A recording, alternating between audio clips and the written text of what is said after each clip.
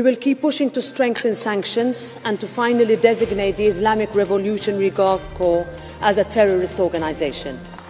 Karibu kwenye habari za ulimwengu. Irani imechukua hatua kali ya kidiplomasia dhidi ya Umoja wa Ulaya, hatua inayotafsiriwa na wachambuzi kama upanuzi wa mgogoro wa Iran na Marekani hadi ngazi pana zaidi ya kimataifa. Hatua hiyo inakuja baada ya baadhi ya nchi wanachama wa Umoja wa Ulaya kuunga mkono azma ya kulitambulisha jeshi la walinzi wa mapinduzi ya Iran kama shirika la kigaidi, jambo ambalo Tehran imelielezea kama uchokozi wa kisiasa unaolenga kuharakisha shinikizo dhidi yake. Kupitia tamko rasmi, Irani imesema uamuzi huo wa Ulaya unavunja misingi ya kidiplomasia na unaufanya Umoja wa Ulaya kupoteza nafasi yake kama mpatanishi huru katika masuala ya Mashariki ya Kati. Viongozi wa Irani wamesisitiza kuwa Umoja wa Ulaya umejipanga upande mmoja na Marekani, hali ambayo inabadilisha kabisa taswira ya mahusiano ya Tehran na mataifa ya Ulaya yaliyodumu kwa miongo kadhaa. Wachambuzi wa siasa za kimataifa wanasema hatua hii inaashiria kuwa Iran kwa sasa haitenganishi tena shinikizo la Marekani na hatua za Ulaya, bali inaziona kama mkakati mmoja unaolenga kuidhoofisha kisiasa na kiusalama.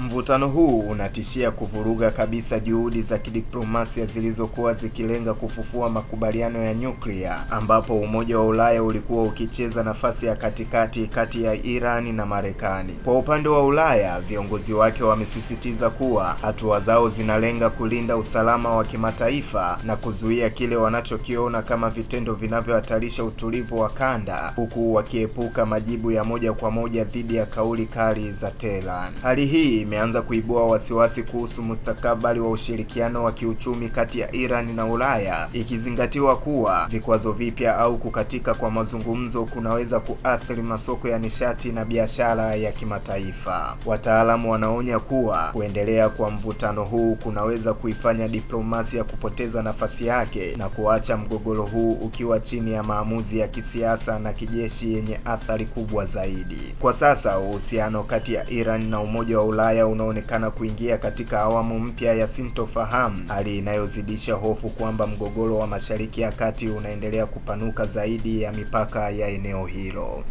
Mimi ni Isaac Samuel na hii ni Vision TV.